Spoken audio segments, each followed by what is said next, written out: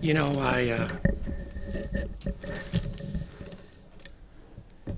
it's a disappointing loss. We did not play well. I'm not saying we didn't play hard. We were just missing, I think, a little bit of energy that we missed Saturday night. But really, it just comes down to this.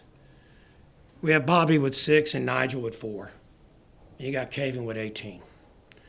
We're probably lucky. I mean, I'm saying to myself, when Bobby has 6 and Kavin 4, and we're in the game till 2 minutes to go, that probably would have surprised me if somebody told me that. We have to have more offensive production from Conley and Pearson.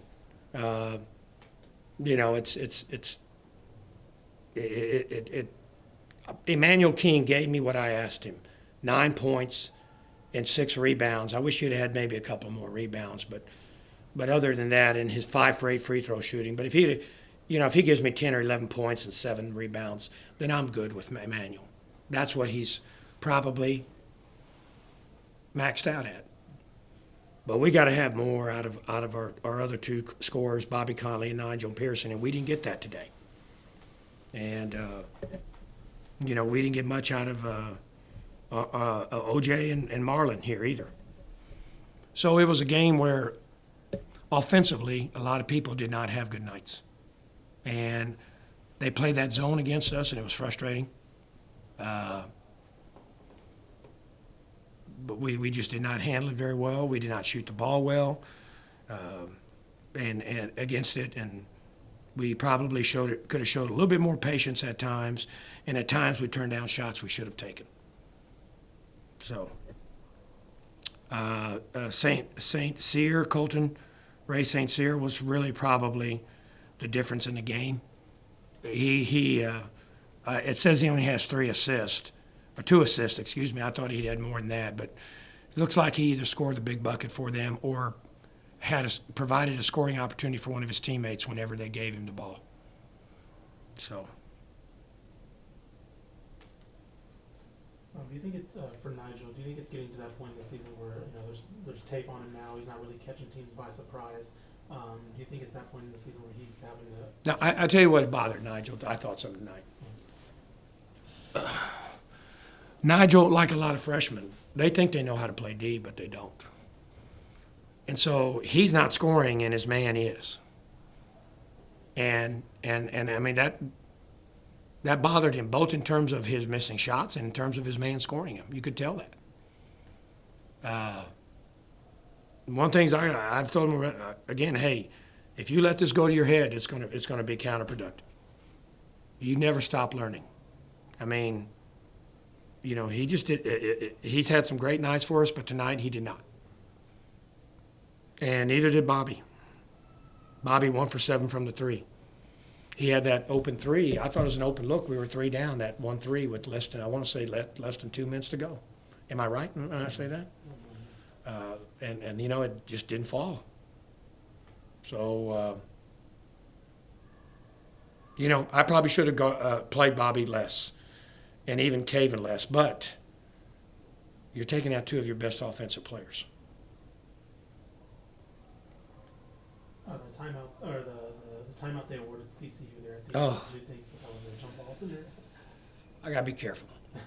I don't want to let go of some of my money. I really feel like there was a scramble for the ball when he called it. That's all I can say. I thought if it's a jump ball, it goes our way. And we might be talking a different story at that time. I want to say we were 2 or 3 down at that particular time. So, I mean, I'll watch it on tape and decide if I'm right with what I'm saying, or if I'm wrong. But I just didn't think he had control of it. And I would think that's my point to the referee. You got to be really sure there's not a loose ball scramble still. And I don't even know if they looked at it or not. So, we got a lot of freshmen out there. We had Nedja with 20, Nigel with 24, Marlon with 15, and Maxwell with 10. And like I said, Emmanuel King, Malcolm has got some kind of bruised rib situation. And I thought Manuel did a pretty good job in his absence. But their two big guys had 9 rebounds and 9 rebounds. We got to be a better rebounding team. Now, in fairness to our kids, we missed 32 shots and they missed 22. That's 10 more rebounds to be had on the defensive end. In the first half, they shot 41%. The second half, they shot 60. So again, I keep telling my players, I just told them now, y'all let your offense eventually take over your mind, and it affects your defense. When you're not hitting your shots, you're letting they're letting it affect other parts of their game, if I can put it that way. They can't do that. You got to play D the whole game, whether you're hitting shots or not. Other questions? For looking at Saturday, is the injury to Malcolm any concern towards there? Is it? I think he'll be okay by Saturday. I don't know for sure, but I'm going to be honest with you. Malcolm, whether he's not playing well, or whether he's getting foul trouble, I mean, he was playing 15 minutes a game. So, like I told Emmanuel, this is your opportunity. Emmanuel was playing as much as Malcolm. What this gave is Maxwell Starwood a chance to do some things, and he I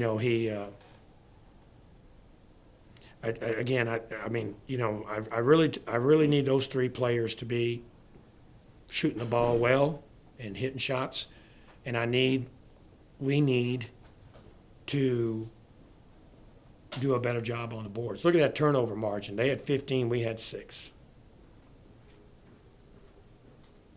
But 24 threes is far too many for this team. Now, grant you, of those threes, 15 of them are Bobby and Kavin, and they're the 2 guys that are my best shooters. Ojai and Marlon shot desperation threes at the end, so even 4 for 22 is far too many. It seemed that the whole time Coastal Carolina was putting the pressure on the inside on offense, and then basically daring to take shots from the outside, the 3 pointers you mentioned. Do you think that's giving the conference a blueprint on how to best play offense? That's what I told my players. So you're going to see a lot of zone. You're going to see a lot of zone. And, I think one thing, I've told my assistants this, we have not had a lot of great shooters in this program since I got here, guys. We have not. We need to get, now some people like Tyler Blount, he played only 4 minutes. We probably should have played him the second half more.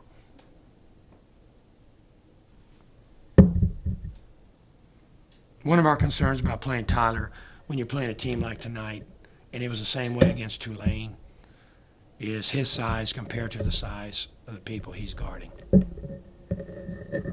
So that is a concern. Do you think in the future you may be putting in Maxwell Starwood and Neja in these situations? Neja's been playing, I want to say, somewhere around 12, 13, 14 minutes a game, which is not bad for a freshman. Maxwell has not been playing as much, and that has some things to do with practice. His practice intensity is not what it should be. So he's a good kid. He's a real good kid. Matter of fact, this whole team there's a bunch of great kids on this team. I don't know I don't even know if Texas State put this out there. We just had our best one semester GPA in 15 years. This team did. They're a good group of guys. So in that respect, coaching has gotten better and better for me in terms of enjoying my team every year.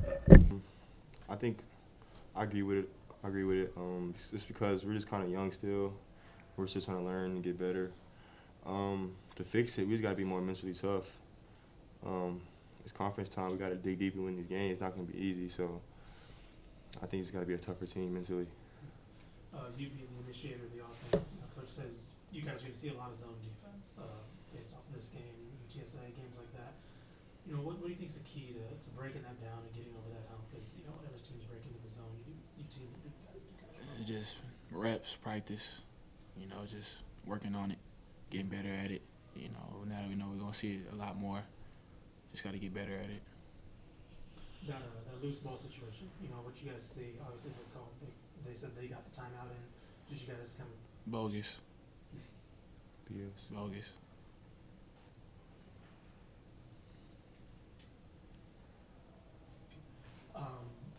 looking forward to UTA though? A chance to shake this off, a chance to really make some noise, I'd say, in the conference.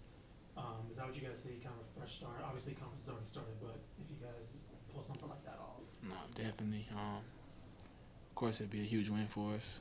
You know, considering we just took a loss, of course, it'd be a huge win for us against a good program. And it boosts our confidence a lot, and that'd be like a key game for us down the road as well. So, you know, just prepare this week. You know, we got a whole week to prepare for them, prepare this week, and get ready for Saturday. With Coach was saying that UTA has two of the best players in the conference. What's your mindset going up against that type of competition personally? Man, I don't really think they don't got the best players in the conference.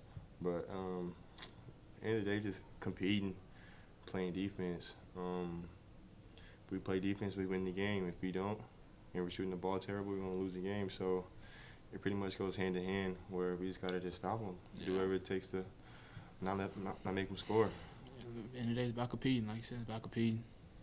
You know, who wants it more? That's what's going to come down to, really.